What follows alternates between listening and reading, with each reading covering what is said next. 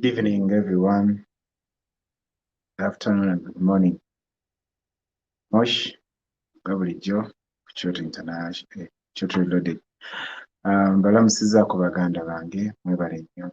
Tusizaako engalo olwaleero. Those who have been in the field, I greet you, salute you. Mwebale nnyo, mwebalire ddala. Israel Walmanji, thank you so much for tuning in.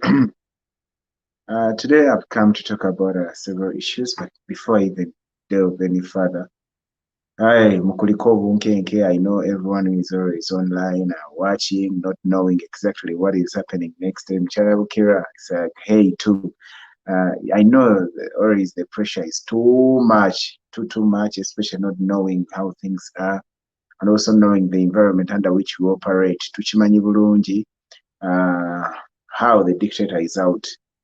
Okuyimiriza revolution at all costs. Era tuchimanyi bulungi ffenna teri kyatagenda kukola okulaba nga atuyimiriza, naye ekibuuzo kiri kimu, tugumye kyenkana ki, and how prepared are we to see that naffe tetugenda kuzikiza, naffe tugenda kuguma okulaba nga our president is very safe, afunye accommodation aw'okuwummulira, ate nkya olunaku olunatandikira tulabe nga ate tweyongerayo. Si byangu n'akatono, especially being in a region where the dictator hails from, Jasibuka tayinza kukkiriza kumukuba kavvulu, naye asembye nakyo akimanyi nti at all costs this guy takyalina kyatugamba, takyalina kyatulimba. For long abuzaabuzizza nnyo abantu, alinga enkoko seggwange yatiisatiisanga ebinyonyi byonna n'ebisolo byonna nti kino ekyokumutwe ekiwonzi kyayo nti kyokya nti muliro. Until one day sekkoko seggwanga yali yeebase, I think it was Wakayima, nejja neekwata ku kiwonzi. Ogenda okuzisanga nga kiwoze tekyokya. Kati dictator bulijjo atugamba nja kukulya until wetegedde nti asaaga tasobola kutulya. And that is why we are taking him, tumutwalaganya at all costs. Obunkenke mu bukulike, as I'll tell you, nyongera okugumya abaganda bange ne bannyinanze abafunye obuzibu olunaku olwaleero, as from Rampala to Sindiro to Kunjiri. Tebibadde byangu, but that is the price that we have to pay if you are to win this, and if you are to get the ultimate prize that we are also aiming for.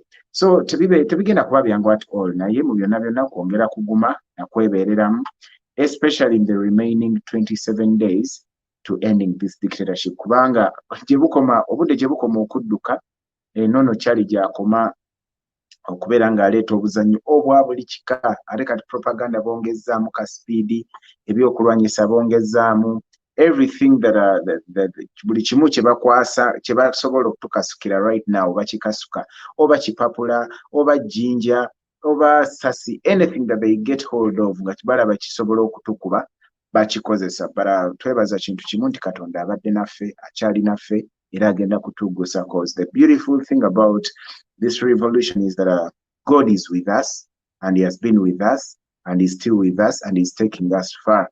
And another beauty is Katonda kyatamalirize, tatandika kintu kyatamalirize. All of you know how humble our beginnings have been.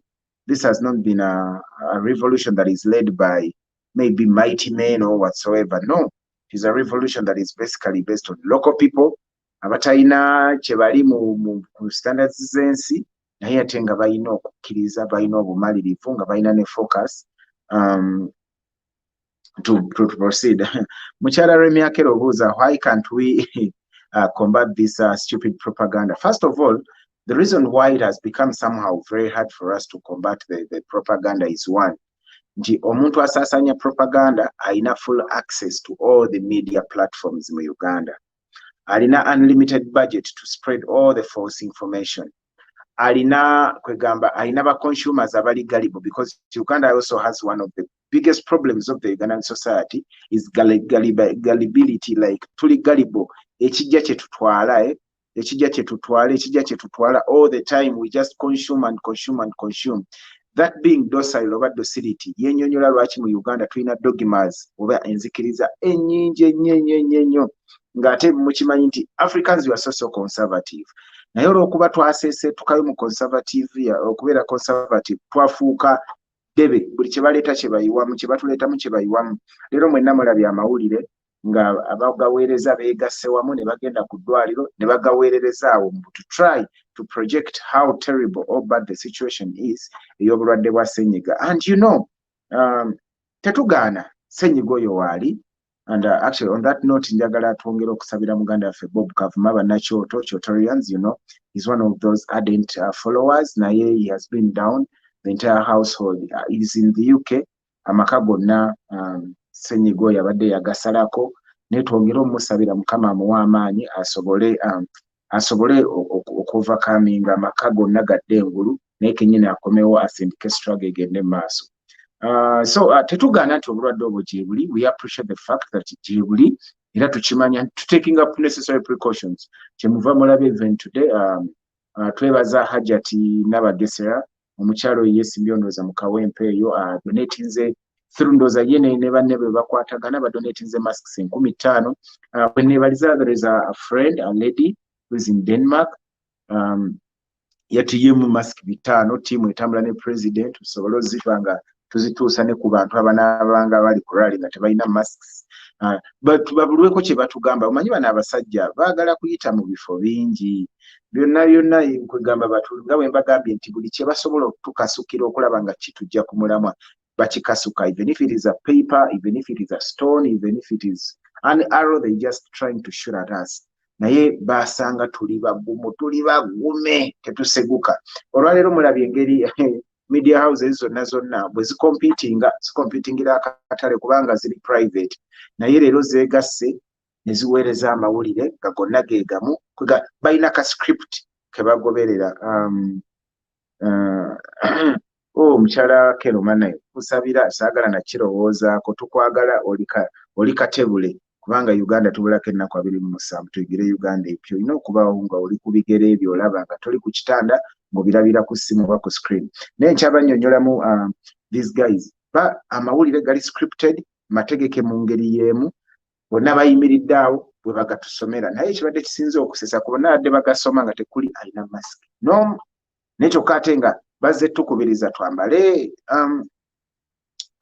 masks ezo nga bo tebazambadde, bayimiridde we batuusiza balwadde. Kwegamba nga sajja bano balina engeri gye batufumba ate batuvuga speed nene nnyo. Era sika tetubadde babuufu bane nga tuli bidomola bano bakyali bannange singa oba kati tulinawa. Era kyobulaba bulijjo bamenya mu jjenje ekkalu, bulijjo basanga ababavuganya nga oba beebase. Wali obaddekaawo n'omwana nga galamira ne ligalamirirawo embooko n'osakata z'oyagala ne lisitukawe. So bano abasajja badde bamanyidde that kind of audience. Naye ku luno basanze abaana abatayikola loosi mu kintu kyonna, tebaagala kumanya oba kiki oba biyiiko oba tebaagala kumanya, emitima migumu nnyo. So mulaba script bano abasajja gye bakozesa nti waliwo era comments zentera okusanga especially on Twitter kyensonga etajja kunyonza Kyagulanyi tawa kitiibwa bulamu bw'abantu. N'obabuuza nti naye mmwe abagamba tawa kitiibwa, is it only us bwe tuba tusisinkanye nga tugenda kwogera ku bigambo bya nkyukakyuka leroka ewabeerawo obulwadde buno? Lwaki we tubeera mu katale, lwaki we tubeera ku pate amabaala sawa zino n'omala weetooloola mu Ttinda, weetooloola mu Kololo, weetooloola wane wali game eriwaawo wonna ku game weeri awo munda munaggulu munna amaduuka sawa zino gacapa gasabula gajjuza, bali ku kidoomole, bali ku luyimba olwo lwe bagobye etumbiza saawundi. Era bannange ne Mukama atukoze. Nze mulimu lwentukano gova Mukama yatwerabira. N'otunuulira ng'eggwanga lyonna ministry yonna yatudde ng'obwongo bwonna bali ku kayimba. Imagine abasajja betusuubira okubanga balowooza ku vaccine, kubanga walabye global map ng'eraga nti Africa bwe tunaba bamukisa vaccine tujja gifuna mu 2023, which is 2 years far away from now. Kakati abasajja mufo ky'okubanga balowooza how the fast track okufuna vaccine, bali ku radio banabo batumbiziza sound, kuwuliriza kayimba kyandi n'ogamba kyokka bannayuganda gye bali abakyebasa batayinza kulaba nti gavumenti tekyalina kyetugamba tekyalina kyetutwala. But anyway, to cut the long story short, these guys oba aleese buli kika kya propaganda, oba akola oba takola, oba abaswaza oba tabaswaza.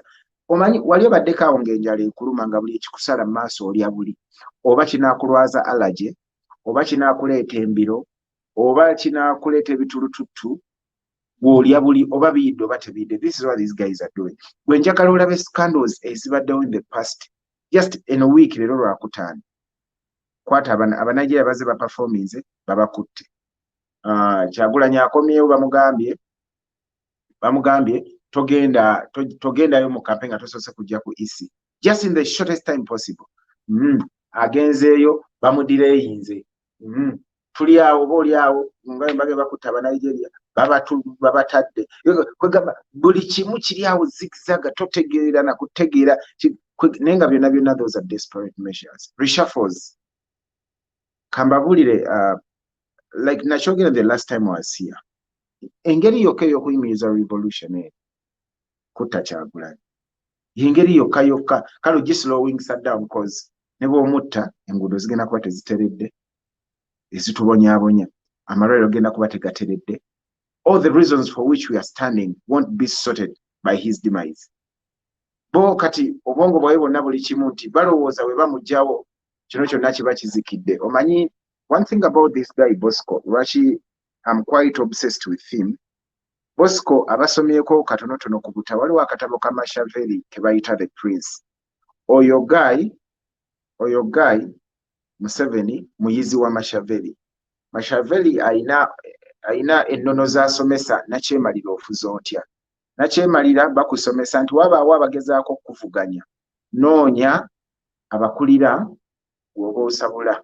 Bw'omusabula n'omugjawo bano abagoberezi, endiga zonna zijja kusaasaana. Era Machiavelli y'omu yagamba nti revolution ng'etandika ebanga ekimera ekito nga kyamaanyi nga kigimu nga kisituka. Engeri yokka ekimera ekyo gye kiyinza okukona ng'omenya omutunsi ogukirimu, mu luzungu kye bayita the bud. When you nip the bud, bw'ogimenya bud, omutunsi ogwo bw'ogumenya kikonerawo ne kitagenda maaso. This is the reason these guys made the reshuffles. Reshuffles zino zaateereddwawo basically kutuukiriza buvunaanyizibwa obwo ku nippinga bud, kumenya mutunsi nga omutunsi gwaffe tukimanyi bulungi ye Kyagulanyi. Era kyova olaba deployment yonna tetukyalina ordinary police, tukwatagana n'aba anti-terrorism. Bwe twali tuva e Masaka okwerokera Western Uganda, okuva e Kampala n'ayitayo Masaka, poliisi yajja etussizza akasiiso until we twatuuka e Masaka ne balyoka basumulula tear gas owa buli kala, everyone n'abuna emiwabo ne basumulula. Ne weebuuza, jjukira tuli ku kkubo just tugenda bugenzi nga tugenda kilometers eziwera 3 okuva e Masaka, nebo ne basumulirawo tear gas ow'okumuukumu. Era mwalaba nga n'emmotoka mu kabuya ako neetomerwa and all that, era etambula buutu yonna yayiise. So these guys weesanga nti target yaabwe okusookera ddala kuteekawo fear ebategedde nti tekyakola, kati bakuba ku nnyama, kubanga mukimanyi bulungi nga campaigns zitandika abaana battiddwa mu campaigns ng'ovudde ku biro ebyokwekalakaasa bandiba bayingidde 20. Abalemadde tobala. Leero wabaddewo omwana gwe tusondera emiggo, musajja wattu bamutomereramu ebyo kugulu cwi ne bakutemako, kati alina kumu emiggo twakagimufunira leero addemu atambuza obulamu. Mwalaba mwannyinaffe abamu kubaagwa ku kabenje wano, poliisi bena banyumizaako, yagenda ekuba pepper spray mu abaana mu maaso, piki ne zigwa nejja ng'ebayitako. Abaana abasinga bw'oba mwalaba ekifaananyi ky'omulenzi eyalinga asituka bambi ng'omusayi gumuyitako mu maaso, omuvubuka we bambi yamala n'afa, which is so painful because he was young, he was just 21 years, yafa. Mwana muwala omulala eyali ableeding nga Katonda asaasidde azizza bibye, alinga akomawo engulu and she's really fine. Abulaako ennaku ntono nnyo asiibulwe, wadde akyetaaga kale okukwasizaako okulanga obulamu bukomawo. Mbala kikyengezaako okugamba nti bwe bagezezzaako to kill okutta, bwe bagezezzaako okuleetawo okuga ebintu byonna binatuleetamu okufa, okutya, naye abaana ne bakulaga nti the fear has no control over us. Kubanga twakitegeera that once we lose our fear, they lose their power over us. kati ekigendererwa kiri kimu kutagetinga musajja mukulu Robert Kyagulanyi Ssentamu. Era bino byo tebikyasina propaganda just but buli alina amaaso you can read through it.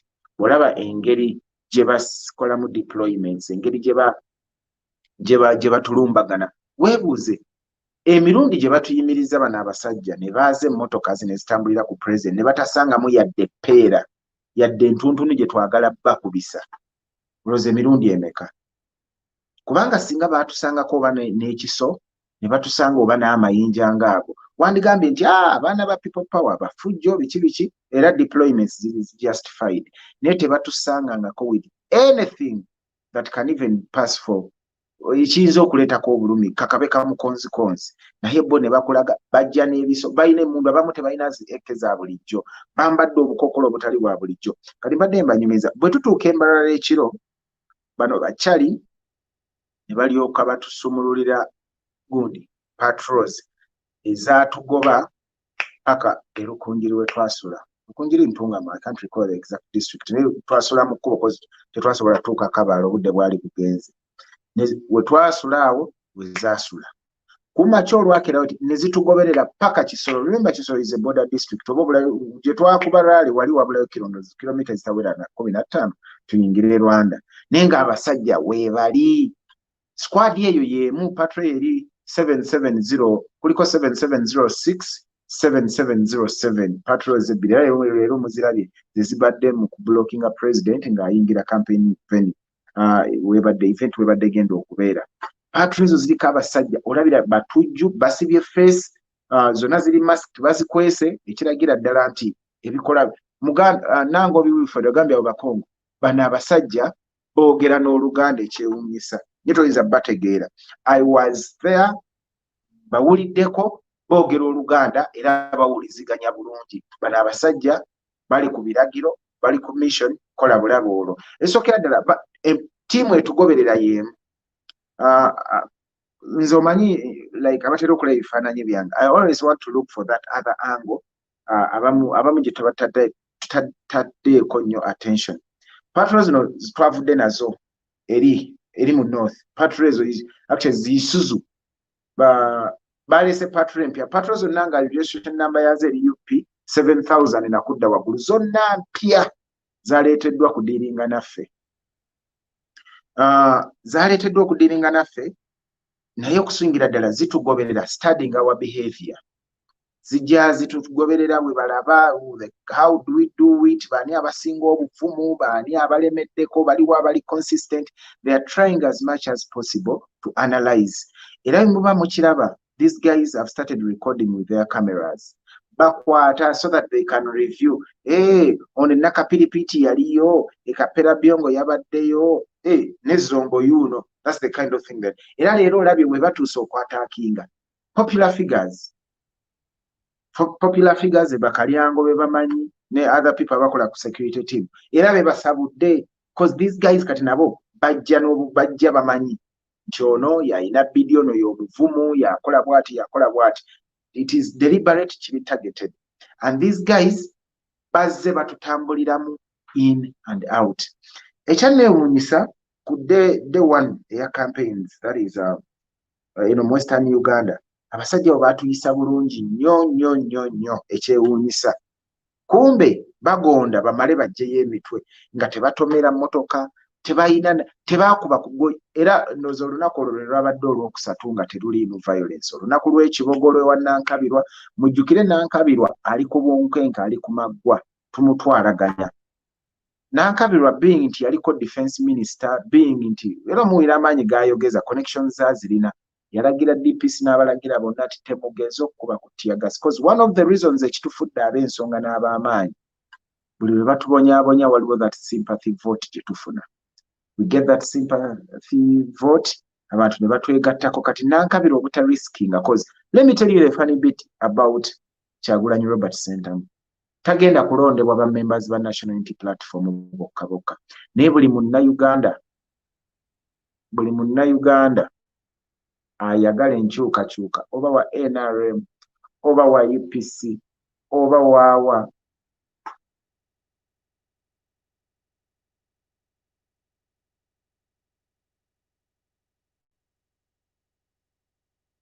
uh, excuse me, sorry about the network.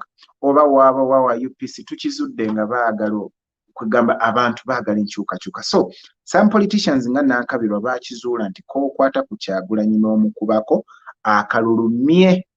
Some of them realized that. So she gave an order Chiboga teba akuba tear gas, and that is what happened. Tewali yo tear gas ya denaka. Olunaku olwokubiri lwe lwabadde olw'ekkoboko. Olunaku olusembyeyo lwe lwabadde olw'Mande. Twabaddewo nnyo okuzoganya kw'amaanyi. Of course wabaawo obwo butonotono biki naye nga tebyabadde serious. So these guys basically tubalaba nti they have failed to find out dealing with us. Kakati ekyokujja is kutugoberera bagoberere until they study and identify key elements ez'okulumbagana. Kyova everyone on ground nkyogera ekirungi nyina opportunity to campaign trail kwendi. I get a chance to interact with them. I tell them twongere just kubeera nga tetukola ki tetwebakira mwene embeera buno bugaayi buzibu nnyo toyinza omanyi abazungu be bamanyi okugayaala n'atereka empologoma oba n'atereka ggoonya n'agitereka nga peeti ewaka sooner than later peeti gy'abadde alunda nga peeti emaliriza ate emufudde kyamisana oba kyaggulo, which is really unfortunate. So we can't pretend that bano bakyali bayinza okukebenkya batwagale. No. And it has taken great restraint, it has taken great self-control to see that these guys who are Galangala, we've never confronted them, we've never gone physical with them, yet the opportunities to fight with them are like numerous. Every day, every minute, every hour, you feel like I should do something because exactly it's like it's what they want. They are so provocative, they are so mean, they are so violent. Sometimes it's even unjustified. After Rapala campaign venue nga ebulako nga tewera na kilomita nga ogirengera tiyiri wali bano abasajja ne batwetolooza kilomita eziwera 10 twetoloolebo kiringa ng'ogenda mu kisenge nga kiriraaniganye yo bathroom nga eriraaniganye ne bedroom yo naye oli n'ablockinga oleme kuyita mu kisenge kyoyingire bathroom naye nagamba fuluma oyite ebweru oyite olinye mu ddirisa ogweyo munda olyoka oyingira ekisenge. That is exactly what these guys have done, but the intention is basically one, kututtira budde wakati rali yisinjira mulabye ekibaddeyo tekirukunjiri ewasembye wabadde yisinjo nti tutuuse nga n'obudde bw'okwogera almost buweddeyo era nga kye batukoze ebifo bingi tuyisa mu kyalo obudde ekisooka munyiiga ne muluzinga composure ekyokubiri obudde ne bubeera western ne mutayogerako eri bantu ne mujja ne muwuuba buwuubi, which is so annoying and so inhumane about these guys. But most importantly baagala okufuna we bakwatira abaana because kati bafunye ekisango ekipya obstructing police olemesa police okola emirimu gyayo. You know, like 16 of our comrades bali mukomere kole right now abamanyi ku baana b'okuground na si freedom border y'omu ku baana abo abakwatibwa nga ate baba bakulaze nti babakomyawo mu kooti ennaku z'omwezi 23. That is just one day to Christmas. Ate nga tumanyi bulungi nti abalamuzi mwezi ennaku tebakola. Ku lunaku olwo abeeyimirira abaana bonna baaliwo abantu beetegese n'okusasula bail money naye omulamuzi najja ssaawa 10 kooti eggalawo saa 11. Abantu be baleese mu kooti bali more than 10, bali more than 6, actually bali mu 20 nga tosobola kuwulira all those bail applications mu budde nga tusakuliza all those bail applications mu budde abaana abo ne bakola ki ne banunulwayo nga naye kyonna kiri deliberate. How can a judge oba magistrate ojja otya ku kooti ssaawa 10 for goodness sake? Nenge ekigendererwa kiri ki? Baagala kwongera kuteekamu ntiisatiisa Kyagulanyi atambule yekka abeere alienated because you know very well kati kambawo ekyo, this is the fact about Western region, like it or not. People in the Western region, for the many years I think I remember, I'm not so much a very good student of history. Nendooza olutalo olwasembako okubeerako ewaabwe nga lw'amaanyi mu region yaabwe zandiba ntalo religious wars, abasiraamu n'abaprotestanti abaddukira ennyabushozi. That is just even in Mbarara. ne balwanirayokko. Those are the very actually n'okulwanira ndowooza balwanira mu Buganda ne baddukira eyo. Tewandibangayo ntalo. Ne regime eno eya teargas ng'oggyeko Besigye gyasibuka wano e Rukungiri, tewaliwo nnyo kitundu kyatestinze ku real violence or brutality ya gundi, kyatestinze ku bukambwe bwa regime yonna. Most of them babiraba ku TV, they have had it easy. Era kyova olaba nga RDC bawoninga obuwonizi nti anaagenda ewa Kyagulanyi ngenda mukuba amasasi. It turned away many of them nga bali mu fiya njerere nga bamulengerera eri, unlike fe abaakaluba emitima. Era abaana of course gye bali abaasibye ennyama ne bajja nga bo nabo gyagezezzaako kaluba, naye ng'olaba muli balimu akatengo, sinakatengo ogutengo mweguli kubanga abasajja abo bambi n'abakyala beeyo tebatestinzeeko ku bukambwe, ku bukambwe bw'eno regime.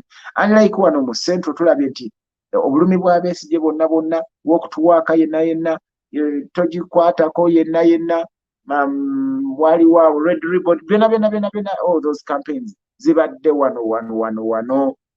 Kati ate gattako embaga by elections ezibaddeyo mu East, ezibadde mu North. Kati no aba North n'abagamba ki Omukaramojo n'amugamba ki ng'emmundu gye yeesigama oba gy'atambuza ng'omuggo gwe. Kati bwekyo ate ensasa gye baagimanyira compared ku basajja beene emmanga, kubanga bannange emmanga nalaba yakatengo ng'okulaba obulabi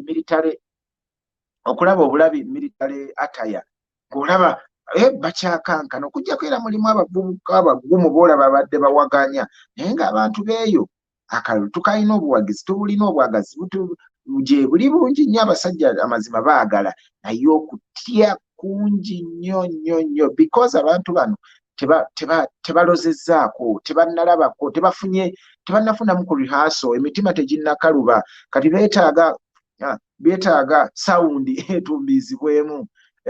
So yeah, the president has somewhere to sleep. Some updates on Antikaduka bannange tewali kufa asobodde kumanya kiri munda gye bamusibidde ekireka. Bamusibidde ekireka wano ku Special Investigations over Unit SCIU gye bamusibidde. Musiri David ali bamukwatidde Electoral Commission, alina okuba nga yatwalidda either Katwe, nozali Katwe neerabiddemu. Musiri David ali eyo. Gundi ali Kitalya, Sserunkuma John Bosco ali Kitalya. John Bosco kibalama emyaka 2 yetadda tetumanyi namayitire gyali. Ye yabula, we have no clue. Then abaana bangi nnyo buli wadde bamanyi nti waliwo abaana abakumwanirawo nga bakabi babbidi, bo bayoole, bali mu mapoliisi, bali mu makomera, abamu baasalirwa emisango gy'ekisiru. Kati mulaba abaana kati nga Sserunkuma bamuterekera weeks 2. Bamuterekera weeks 2 ne bamala ne bamukola ki? We bamala omuterekera weeks 2 ndowooza nga banoonyezza omusango gw'okumuteekako ne bamaliriza nga gubuze. Kye baakoze ne bamugamba military attire ze twakukutte nako because he puts on a beret, ayambala ne ovulo. Era okukakkana nga tewali na looya ne bamusalira. Era wano we nabadde nsabira abaana, mwana yenna ng'otambula eyo wabweru mu nju oyinza okwambala beret yo, n'olwokuba obusajja obunaakulyawo mwana tomanya ango gye bugenda okuvaako. Mwe forget about berating oli wabweru, obusajja bujja kukulya. Saawa zino ffenna tuli campaign trail, buli omu azungire n'azungira eri, tunaagenda okunoonyaako munywanyi nga n'akalulu tokalonze. So twebeereremu, buno obusajja bwagala tumalira mu ki mu makomera, naye tulina kubeera just smart. But anyway, those are the details ku basibe baffe abamu, naye ng'abaana bakyaliyo, abalwadde abali mu makomera. Yenna asobodde okufuna akadde n'ayitayo, please do so. Let us try to reach out and stand with each other, because that is what people power is all about. Nembadde nkyababulira nti bano basajja b'omu West bambi n'abakyala baayo n'abavubuka baayo, eminyeeto gyayo gibadde tegirozezzaako ku bukambwe oba ku gundi, ku bukalubu bwono nakyemalira mwana. Kaakati era akatengo kaababadde mu kubanga ekyansesezza twayise ekabaale nga n'ebimotoka bya tiyagasi bikyali mu paakingi yaabyo wali ku poliisi yaabyo, nga tebiri deployed nnyo nga bw'olaba bwe kibeera eno mu ssenta, naye ng'abantu era baagalira eri mu bizimbe. Kale mulimu abaasibye ennyama ne basemba, naye ng'olaba kibulamu ku population yayo, kubanga kyenjagala mujjukire, in Uganda, the regions with the majority of voters and majority of the population, zegoberera bwe ziti. Buganda has 5.6 million voters.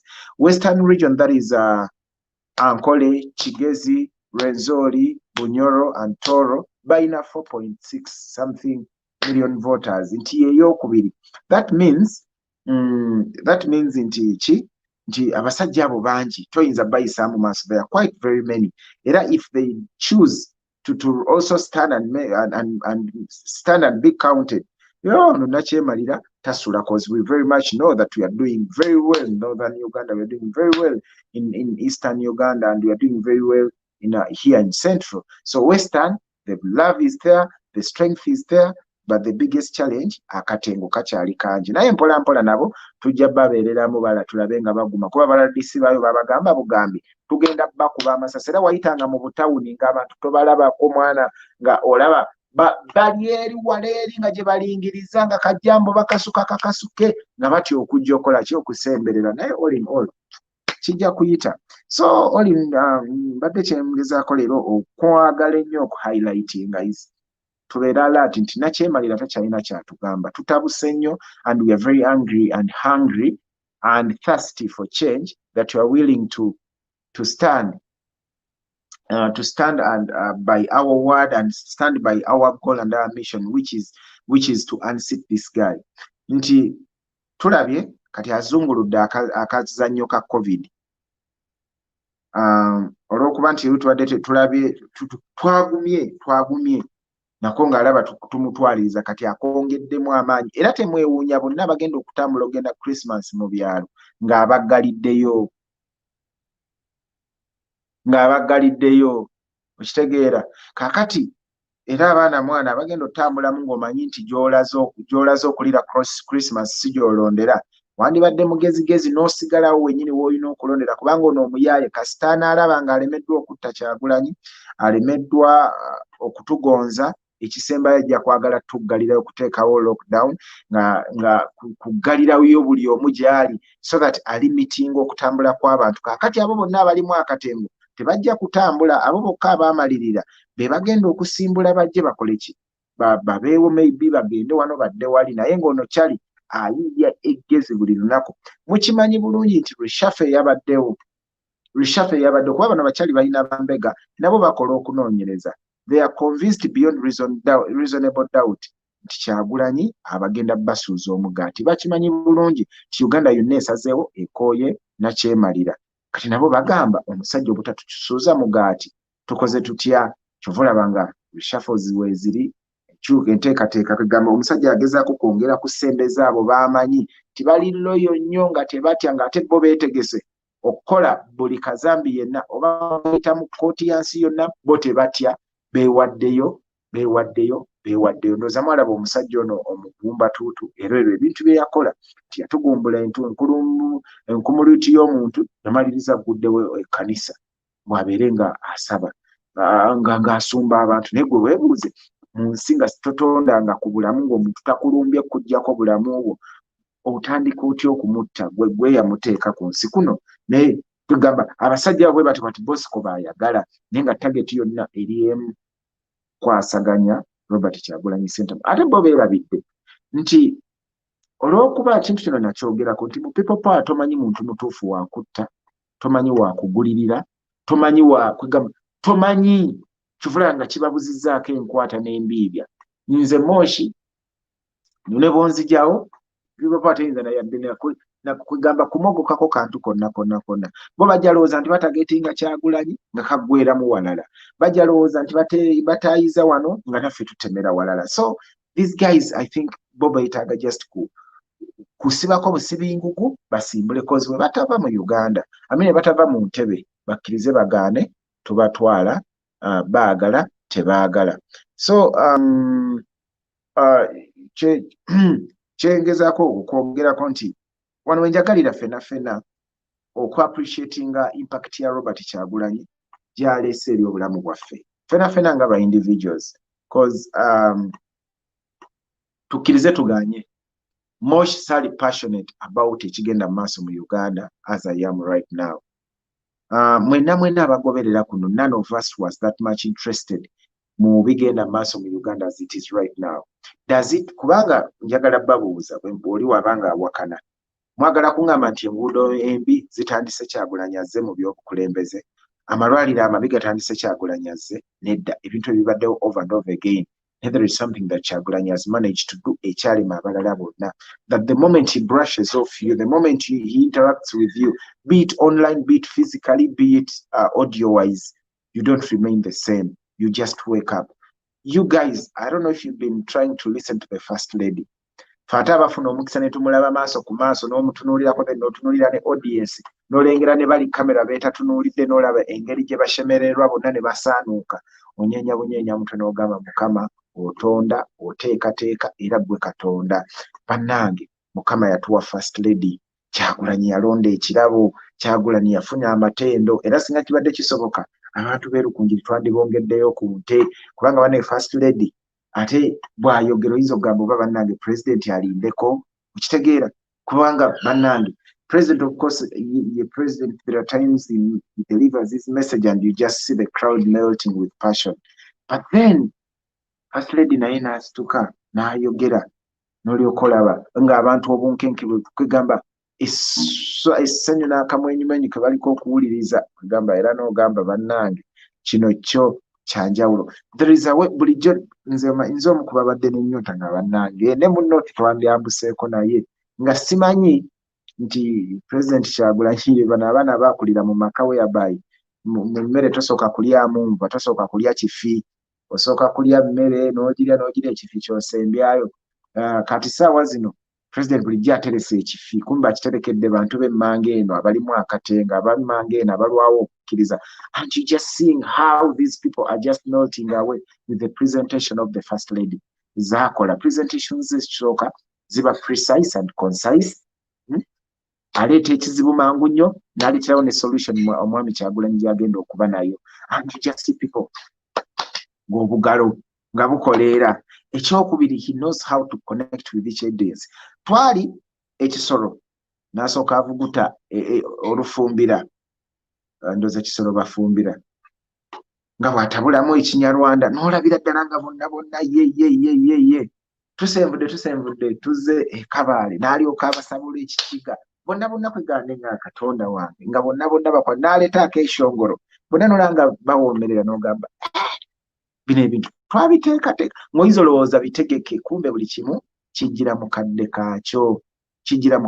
But all in all, I want to thank the president for the influence he has had over us. When you look at me, when you look at yourselves, with the way you guys are commenting, the way you are sharing, the way each one of you has become an activist in your own right. The way you care about the well-being of each other. You can't even tell yavaamu kuno omutima gw'okweyagala. Nganze sifaayo if my neighbor is fine, sifaayo if someone else is in hospitals, as long as I'm fine. It has been about me, myself, and maybe my closest family. Kasaba banga bali safe, abasigadde saagala kumanya. But Kyagulanyi is trying to regenerate bulungi bwansi munno mukabi, that kind of spirit whereby each one of us is concerned about the well-being of the other. And that is beautiful. And we've managed to do it for the past 2-3 years. Something ekitabaddeewo we twakulira ffe nga like on the neighborhood oba mu kukyalo ekirambo omuntu afaako ekyalo kyonna teri twalima teriyo asoma, mwenna mubeerawo waka kukungubagirako oli afiiriddwa. Naye emyaka 10 egiyise 2 ebintu bigenze bikyuka. Neighbor wali abamumiranga gwe wano nga birthday party ekutta akati. Naye kati Kyagulanyi akikomezzaawo nti omu bw'alumwa n'abalala bonna ogenda okulaba mu their concerned. Era mukiraba mu campaign, abamu ne basigala campaign trail, abamu ne basigala nga balwana ku bannaabwe abali mu makomera, abamu ne basigala nga bayambako abali mu malwaliro. And we move. That is who we are, that culture. Naye mumanya kitandiseewo oba kipropagatinze. That is Robert Kyagulanyi Ssentamu. And okumanya Katonda yeewuunyisa. This is the kind of leader who has managed to run this campaign without begging, literally. If all of us can remember, Bosco juzi COVID lwatusazeeko, omusajja azze ku TV n'akaaba n'awoloma, sikyayagala oba yatuuka naga sikyayagala mmere, njagala mmotoka. omusajja aludde mu buyinza emyaka 35 nenga akyasabiriza. And all of us very much know nti singa President Kyagulanyi yasalawo nga ffe tukola zi live banene tubasabiriza, singa President Kyagulanyi yasalawo nti maybe on a daily basis ajja akolenga ka fundraising, you know how much money he would rake in. Ne mwasembadde omulabako nga abagamba mu lete sente. All he does is maybe just to thank you. Nagabane mwebale nnyo for supporting. Basically that's it. Kyobulaba musajja ato emmotoka gye mulaba lwe bagikuba tiyagasa embaale, I was there. Akakebe munjukira akakebe ka tiyagasa ako kabanga bomu yennyini kagyokya munda bane munasoma bambotola bya munju ne kagyokya egyemite egya leather era ewamu nga ejja grey gyamyuka olw'omuliro ogwo. Emmotoka eyo bagitomera, you know bagikubye masasi bagikoze eki. Singa abadde musajja wa kyejo oba adiibuda right now, singa yasaba dda mmotoka ndala. Mujjukira abamu mwali mutandiseko ne campaign y'omusondera emmotoka eri Ahmad. Naye ye tabinyeganga nako. The guy is just silent, pushing on every day.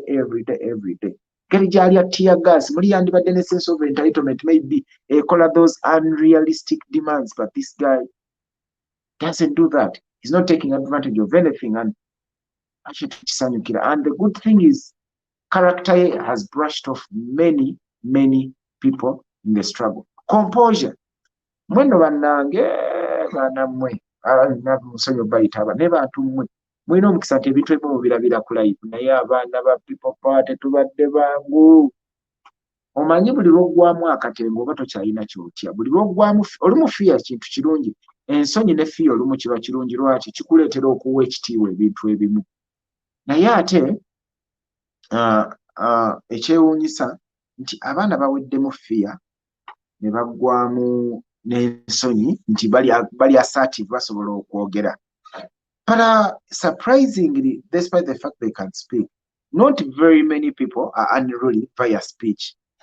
Era President Mulawa abayogera batono nnyo abamu echoing ate character eriemu oba bbiri zoyinza owulira naye nga abaana betwogerako bannange be baana abeekuzizza. Most of us are self-made. Twekuzizza, twesomesezza, tweyiyiza, twekubye ffekka okweteeka mu shape. Naye olaba Kyagulanyi asobola okugalvanizing obusobozi bw'abaana abo ab'enjawulo n'abatuuzaawo n'afuna engeri gy'abateekateeka. Ekintu ekyo ntuula ne ndabira ddala nga omwogyeko ennugu n'okubeera nti abantu abamu balina bubeezi nsaalwa. You can't deny the leadership capabilities of this guy. Bannanga abaana ba ghetto tebakulemberekeka. Omwana wa ghetto tayagala kumanya. Ojjukira nga bwe nkugambye nti abasinga bali self-made. Siggwa omuliisa, siggwa omusuza, siggwa omujjaja, buli kimu alibibye. Naye omugamba nti sirika n'asirika, tuula n'atuula, yimuka n'ayimuka, tolwana n'atalwana. It takes great courage. It takes great leadership skills to communicate ably with these people so that they can listen and understand and also respect what you've told them to do. That is why I salute the president. And I love the way that he has managed to brush off each one of us nti katuweesanze abasinga kuffe tuli very assertive, tokyatunyigira mu kikonde, twawangula okutya just like him, tuyina this bidi mu mbeera nga nzibu nnyo ng'omaze ennaku 2 tosobola kwebaka ku comfortable noga nti neebase nga buli ssaawa obaako omulo. How would you keep moving mu mbeera nga either waliwo abundance oba waliwo opposite ya abundance eriki oba waliwo okubulwa nino osigala nga you are more or less the same. Oba oli mu bigere oba oli mu ngatto, you more or less the same, you remain unchanged. That thing is unique. Era kyobula mbagambye kino revolution tesoboka kubanga oyinza olowooza nti bw'ojjawo Kyagulanyi oba okimaze naye nkulaze how the first lady has brought a new breath into this regime. Secretary General era joyininze Tribune naye omulaba how he is pushing it kyanjawulo nnyo. Madamu Jolly Kamukama, who knew that we had another iron lady down there? Mwenna amaaso bafena me inclusive twali tumanyi Lina Zedriga naye abo abakyala, with all due respect, Masichirumamu, the female deputy presidents, to me, this is a personal opinion, take it or leave it, are more complete than the male counterparts. I respect the contribution of the male counterparts. How they engage the police, how they ebintu bye bakola binkwasa ne kuttabane nga naye abakyala be twogerako they are our mothers myaka 5-6 bandibadde n'essaawa zino kati when you look at the CV of Madam Lina Zedriga mukyala alina CV kwegamba zi PhD kwegamba you just look at her CV n'owunga n'okuwunga it's an entire booklet ng'olabye qualifications ze essaawa zino yandibadde ali mu UN ali mu World Bank ali mu IMF ng'ali eyo yeewummulidde naye omukazi talina mubiri biri diplomatic. The lady is so aggressive and very straightforward and bold. Asindika ekintu n'okwata ne kutama n'ogamba so all in all kyengezaako okwogerako nti this guy this president of us Kyagulanyi alina ekintu ekyenjawulo abamanyi madamu kamukama bawe muki oyinza mulabira mu kifaananyi kyani omukyala alina eddiini omukyala kugamba ng'eddiini yamujjula that's what she has been ddiini yamujjula mukakamu muzadde and she's formerly NRM naye alina engeri bannanga omukyala oyo gy'ayimirira n'ayogera n'alemera ku nsonga n'okwata ne kutama noga God you do things that are amazing God era Katonda gwe kino wakitandika so that is the impact that Kyagulanyi mchala namuchoga nawe oli aggressive kale sijja kuwakanda mchala lero myakero chogambi Honorable Jolly Mugisha is great. She was great when we were on Zoom. I told you when you want things get done, instruct a woman. When you want things to be talked about, instruct a man. Come on. Atereka kwewana kuyitawo. But these ladies gamazima they need to be saluted because katinga mchala kama kitundu kyakoleramu kizibu. Muchala Lina Zedriga mulaba abavubuka bonna babadde nabo si bonna naye walaba Bosmika teemu n'agenda muno olenge gwe mumanyi gye mumujje engeri gye mumuleze kati saazi n'atagetiize region yonna agenda hitting cause of course oyo mwana abadde mugezi abadde brilliant naye yeki yasalawo amagezi ge n'amaanyi mukama ge yamusaamu yasalawo agatunde butunzi yegaba gamuyisaawo okutuuka gy'ayagala kati ye tafaayo baabalala basigalidde as long as yayitawo because omwana oyo yakola nnyo mu kusooka n'amanya those bits of woods n'ajja ng'azigattagatta byatutte NRM n'atunda mwalabye eddabo kabina empya gy'avuga walabye so musimbi sente nnyingi ze baamuwadde kati okubanga omukyalo oyo asobola osigala nga ali strong ali courageous the way she is despite being hunted by the young people era banekyo bulaba olumusitani mubi nnyo omukyalo ono nga bwe mbanyonyodde nti yabandibadde awummudde ng'ali mu mirembe gye naye asalawo alwanirira generation ento gy'azaala kyokka ate generation ento gy'azaala gy'agezaako okuteesa yeerwana ennyo mujjawe tolaba nga that is what they call a paradox ndowooza that is a paradox weewuunyera n'onyenya n'omutono nga ne bannayise busuli bwa njoka zitannyinizo gy'olizo zinaawona so naye nga byonna byonna kirwaki kisobose why do we have people who are behaving like that nkusigidde ekifaananyi Kyagulanyi yakulembera abakyala abaakabi abaasoma ngaabo nga bali senior bali respectable y'omu yakulembera abo be batuuma abayaayi ate bonna bamuwulira kitegeeza ki you have this charismatic leader who is inspirational who manages to brush off his character brushes off these other people kyova olaba nti mu kusoomoozebwa kwonna kwe tuyisemu n'okuttibwa kw'abaana okungi okuyigganyizibwa okuyiggibwa ng'ensolo tukyayimiridde lwa bukulembeze obwo Katonda bwe yateeka mu Kyagulanyi cause I mean nze nyina we ntuukira ne nga singa nze abadde ne Kyagulanyi nga nyina n'aga amaanyi ge nnina nyina we nandituuse mu katawuni bano abasajja nga banzoganya nga nkimanyi nti waliwo bulungi abantu nensimba amakana ne ngamba sivaawo ne lukoya if I was Kyagulanyi but of course I know that wouldn't be presidential at all nenga I want to just thank God for him and how he has managed to influence us ebyo bye bireetedde dictator okutagala n'atagalira mu nnyimba n'asiba ono n'atoono bw'atabiri bw'aleeta olugero lwa ssenyiga bw'akola zirwishafu atagala butagaza alinga enkoko eyagala okubiika sooner than later ajja kukumbako ng'ali bukunywa era mujja mulaba kyembasaba abali e Kampala abaliraanye State House Nakasero n'Entebbe ne wala gy'atera okuyitaayita amaaso mu kanule ebyo byonna bannange ebiswaza mugenda birabako era musabe nnyo Mukama obulamu ebintu bye mutalowoozangako nti biribaawo mugenda birabako in the Bible there is a verse says nti ebyo amatu bye gatawulirangako n'amaaso bye gatalabangako n'obwongo bwe bye bitasobola kuteebereza nti bisoboka okubaawo Katonda byagenda okukola bannange awo tulina okuddiramu essuubi. There are things we can never imagine bye tutateeberezangako nga naye tuba tuli bagezi tutya naye tuba tumanyi twefuula ba prophets oba ba propagandists nti ebintu binaaba bwe biti ebyo bitasobola kuimagininga bye byakabi Katonda byagenda otukolera ffenna abali wano who never saw us coming to this point. Ate mulinde what is going to happen nga tusembedde kozi mujjukire Sunday ya Mbarara City ne Mbarara District mugenda kulaba nga tubaddamu anko then Monday mujjukire tugembe Kiruhura no Bosco gyazaalwa tukwate Kaguta Road yawe Rushere twambukeyo owulire bwe zidde okunywa tuve tusabule lyantonde. It's going to be an amazing week and weekend.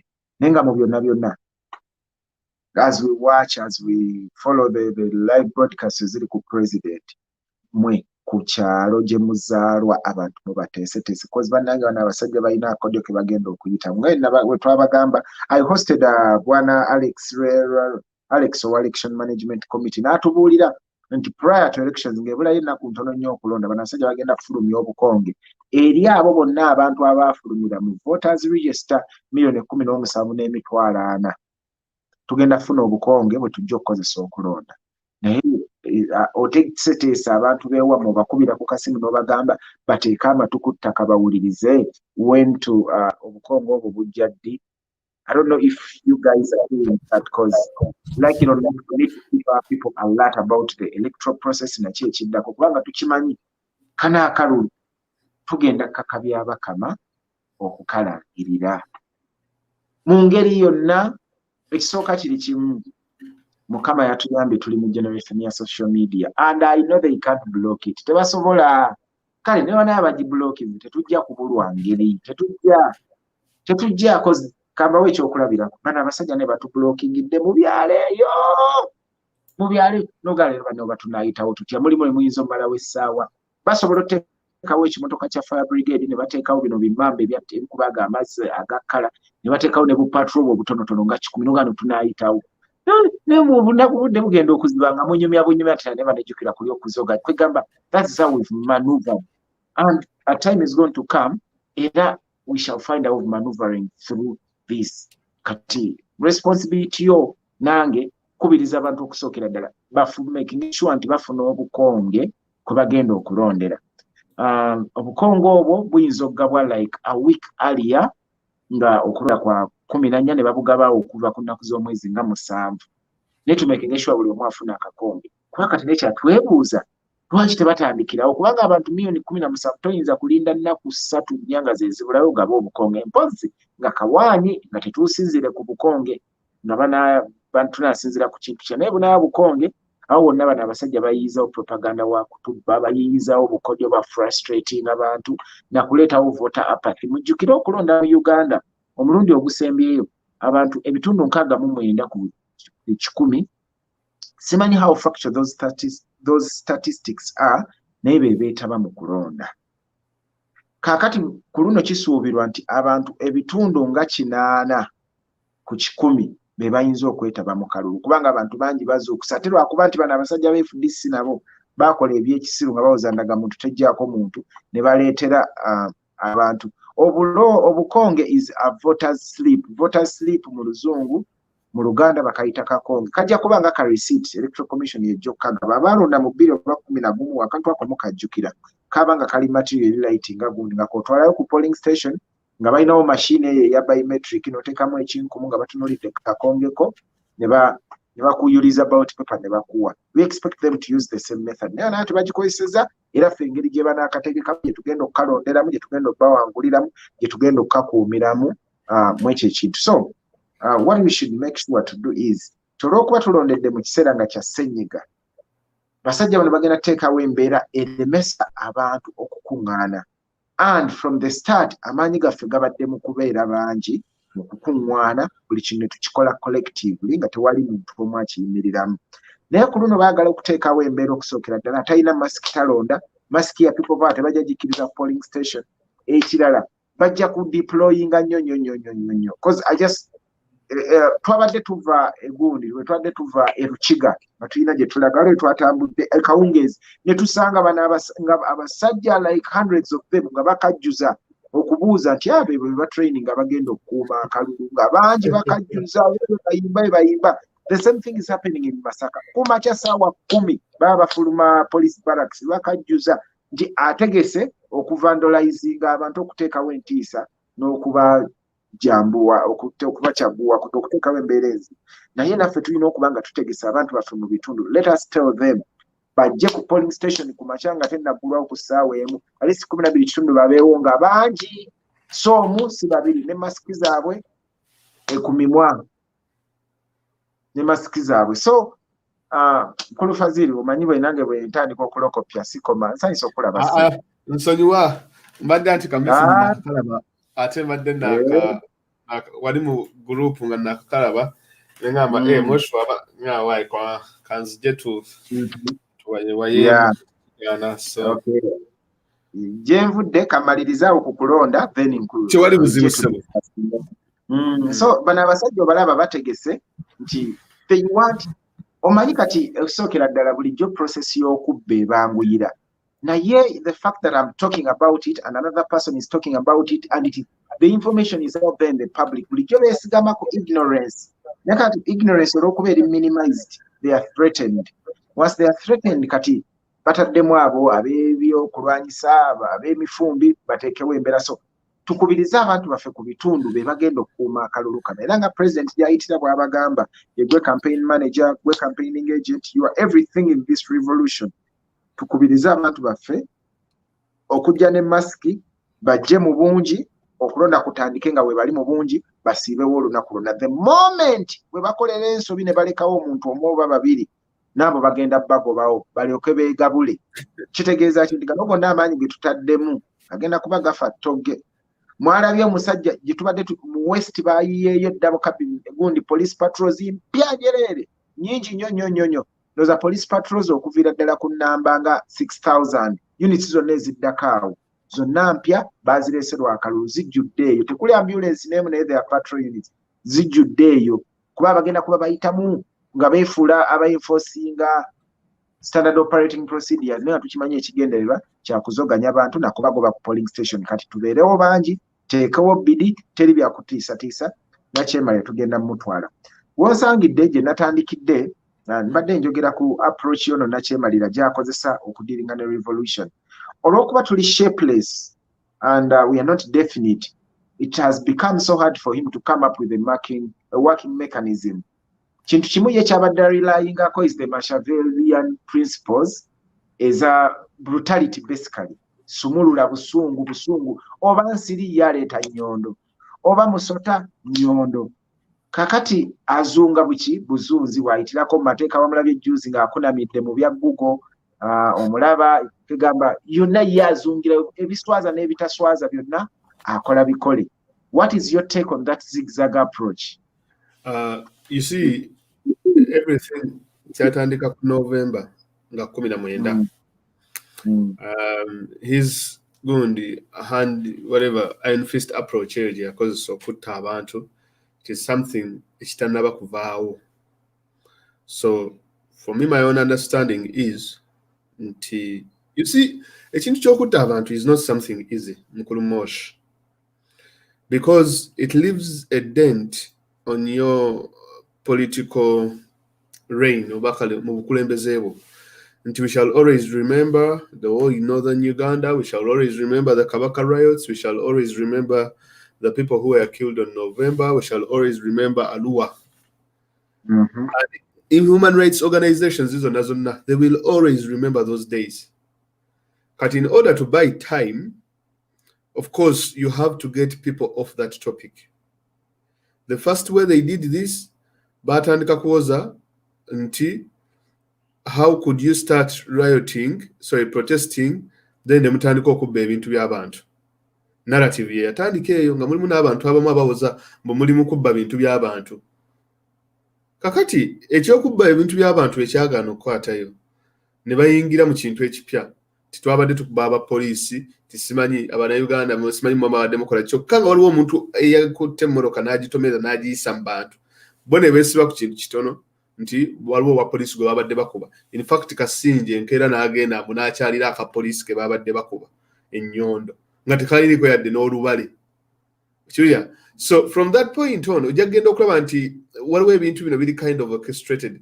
Eyo narrative nayo weegaana okukwatayo. So they just say kati kino ekintu kyonna tukisuula kitya, because they wanted to get the blame and put it on the protesters, abantu be batta, and take it away from themselves so that they can make sure fe bavunana. You see, what they do is odiraba, like Malcolm X yagamba, ennaku zino badiraba oppressed and make them the oppressors, and then the oppressors turn into the oppressed.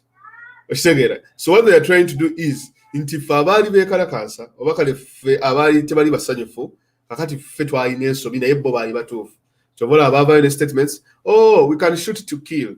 Bagenda okulaba gwe baleetanga ayinza okukola damage control tumwine ebintu ayongera biri wamu ki mafuta kukoleera. We can shoot to kill. They have embarrassed themselves. So international media nebabeerako, Amnesty International and all these other media everywhere. I mean, I don't know, but if you ever go in there, Google some days, people killed this year. One of the Uganda deaths. Wallahi, November 19th massacre. That's what they will bring. The number of people who died, tebamanyikidwa even today. Tebamanyikidwa. And of course, events ziri very, very, very fast.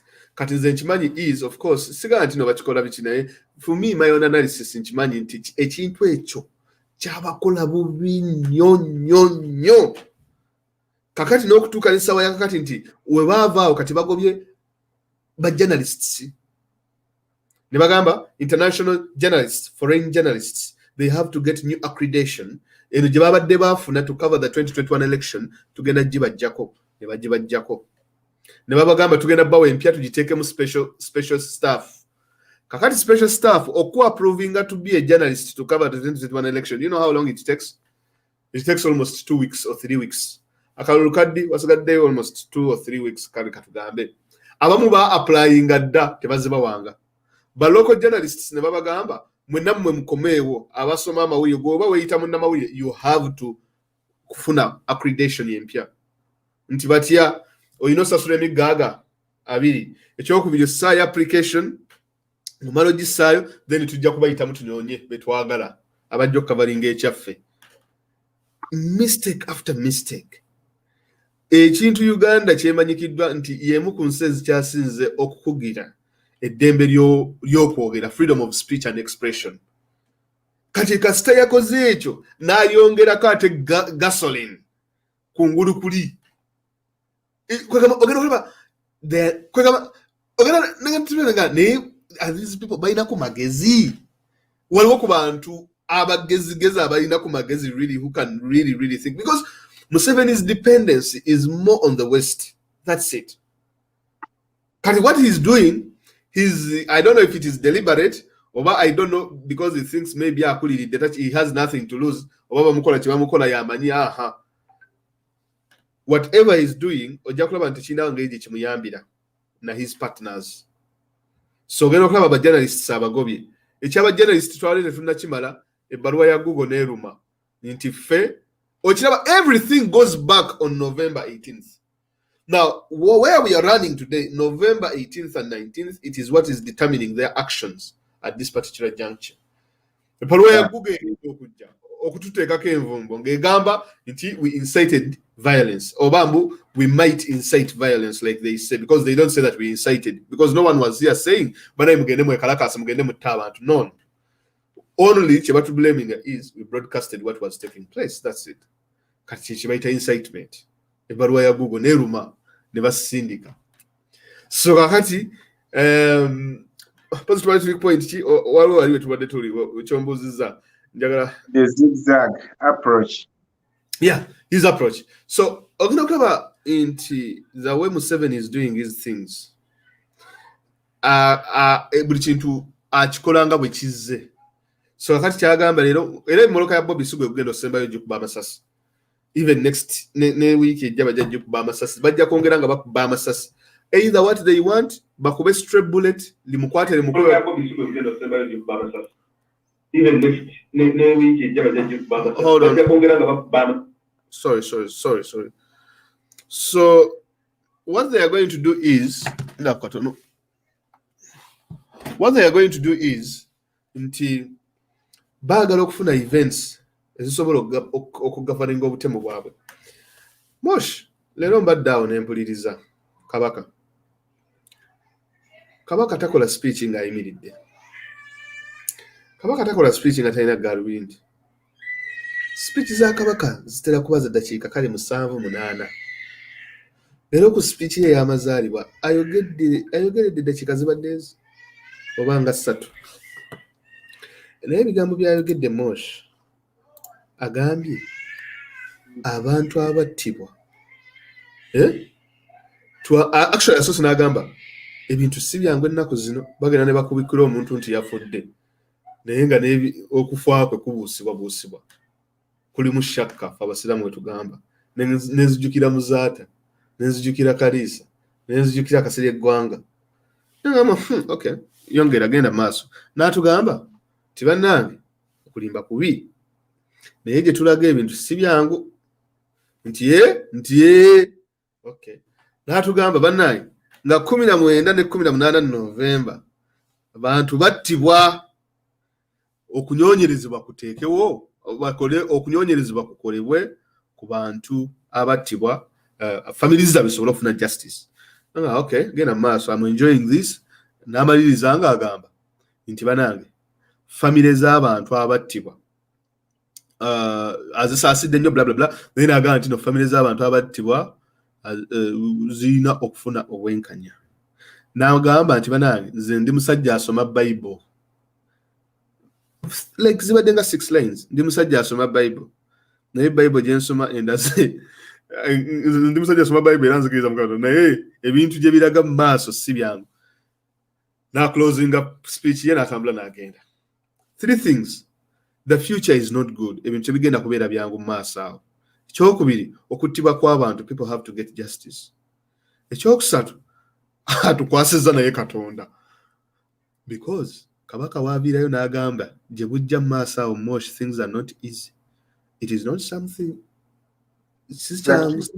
si kintu ki I mean kubanga kati government etugamba security weeri buli kimu kigenda kubeera matiribona Uganda eri secure buli kimu kiri okay. Kabaka atugamba wait a minute guys ekijja mu maaso awo mweteeketeeke.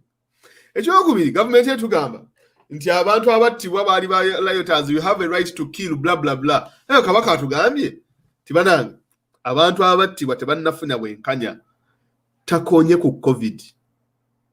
Wabanga ddala covid ali serious Kabaka wa Buganda ku mazaalibwa gwe n'atayogera ku covid ku ssenyiga omukambwe maybe akyogedde nga sikirabye naye sikirabye takonye ku covid. Kakati Museveni olukubikka bino byazzaako byakola ku November akozesa covid n'akozesa abannaddiini kyobola bakazimba mugalula era ayogedde byayogedde oyo kati simanyi na kumanya kuba oba baali akisimanyi kuba kakati bonna abaforcinga museseme musimanyi you should not no politician is worth dying for. Is there religiously okay we should die for religious leaders naye waliwo omunnaddiini gwe bagenda okufiiririra nga talwaniridde bantu mukulu Mosh gwe mulokole mbuulira osobola okufiiririra pasitawo sisobola gamba nekirala we did a show we did a show with Bruce nga twogera how the revolution has undressed the different calibers of the like abantu ab'enjawulo ne institutions ez'enjawulo era ne tulwawo nnyo ku bannaddiini engeri gye babifunguddwa ne tukizuula nti mu magandula ago ge bambadde mu makanzu temuli boxer bali bukunya they are totally naked. Era kyova olaba we gave an example olabye wabalaba luli nga bali ku national thanksgiving nga balinga abagenze exactly omusayi kukyakulukuta n'okukala tegunnakala bo bali kwewaamu bajaganya. Walaba ziprado ne zipajero zonna emmotoka ze yatonera oba zitonera Kampala mukadde naye alina be yazitonera abegundi mugalo teyaludde ndozo lwavayo ne baasa ayo okubalabalamu nga alaba ebulamu ko yenaga kanyongeremu kasukali kwekola statement n'agikola n'akireka ekisinga okunyumira okimanyi waliwo omuganda mukama waffe gwe tulina wano bamuyita muganda wa Pastor Kayanja bamuyita batya Archbishop we Yoko oba we Yoko Sentamu y'omu ku bantu abavaayo okwekalakaasa n'agamba Mugabe watava ku bukulembeze sigenda kuzzaamu dog calling bagiyita batya akakola akakeeru n'akakwata ku TV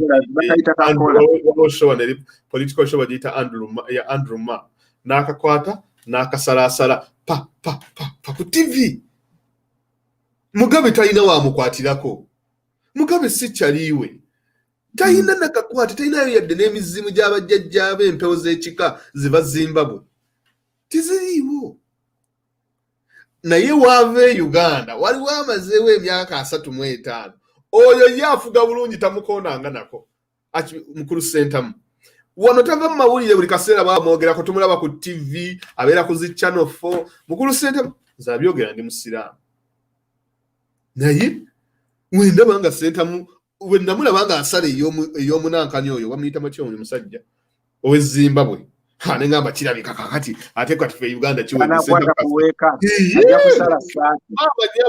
tanyega asirise amanyi lwaki yalwanira ekyezimbabwe ezimbabwe waliyo abazungu nga bazimbabwe Mugabe n'abali Bangereza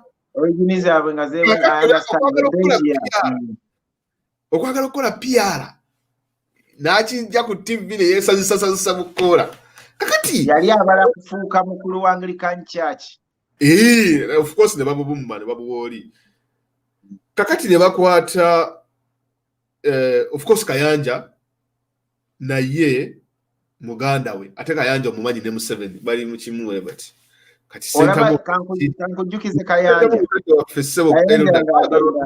ekigenda mu maaso mukulu Sentamu osirise olinga atalaba bigenda mu maaso mu Uganda mukadde waffe Archbishop Sentamu nejjo nakulabye mu mawulire ng'oyogera waliwo byawandiiseeko awo jjo namulabye ng'ekifaananyi kye kiri ku BBC naye ebye Uganda byotabiraba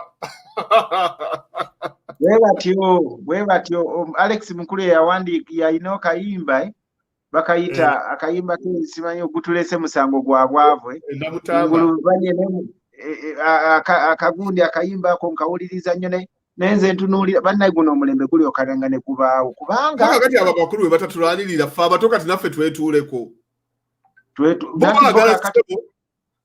gwendaga Moshi kankubuzayo ekigambo kimu mu bagenze wa Museveni nga bakola prayer breakfast whatever prayer bikoze bitya gwendaga nga omuvubuka omu ate mulimu in the evening of their lives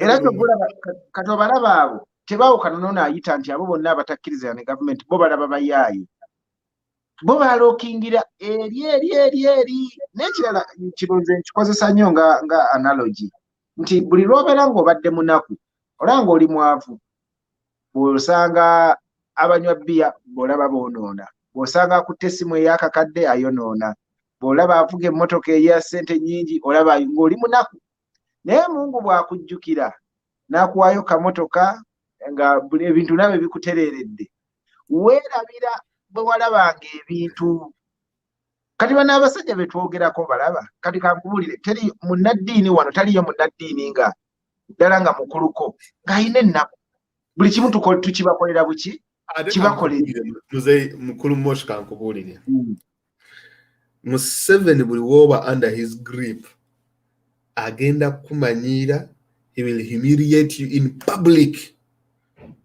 bakulabe olaba oyo Nakibinge Prince Kasim Nakibinge oyo gayo omulaba tojja mulabako nti nno yagenze wa Museveni nti oba asabiriza kyova olaba tojja mulaba ajja kukola statement azikolera kibuli si kyogera kino nti oba ndi musiraamu bicho of course waliwo n'abasiraamu kati nga old Kampala they are under his grip and that's why he can humiliate them kati wabanga akuyina mu ttaano nti nkukozesa kino okozesa kiri newokola request ajja giturninga down you will work on his orders not on your orders Now, what happened with these so-called traditional? Ate Kazimba Mugaluka stabadde ekibiina kino ne beegatta bonna Museveni n'amanya nti mbafunidde awo. Ekyo simanyi interreligious council. Baagenda omanye ekyansesa. Omukulu wa Anglican Church kiringanga woonoolaba muganda kuba kati n'abakatuliki nabo bagenda batereera Cipriano Kizitolwanga. Kiringa woonoolaba Cipriano Kizitolwanga nga yeemulugunya ku bigenda mu maaso mu Uganda. N'agenda asisinkana abapoliisi ne batamuleetera Sabbiiti, ne batamuleetera Okoth Ochola, ne bamuleetera Asani Kasinje, ne bamuleetera simanyi Enanga, ne bamuleetera third in line. Wembeera kityo nfuluma, wembeera Cyprian nfuluma bufulumi. Kasita nalaba Kazimba Mugalu honestly ng'atudde mu meeting obusajja obwa poliisi ne bumukola weebuti. Oh, nawulira bubi. I felt so bad. Nga baba nafuya atudde mu room yemu ne Serwadda is a dealer. Oyo ye dealer. Taina morals mu bulamu bwe. Ekigambo okuba ne morals. Ekyo kyo kiringa kive gwe musango gye guli. Yetalowooza nga okubanga n'empisa embi is something really bad. Like yawolowooza okuba n'empisa embi is something good. Kakati tuyinza kutambula in the same line with the people like Serwadda. Kazimba Mugalu, I know respecting Anglican Church in Uganda. He should respect the Anglican Church.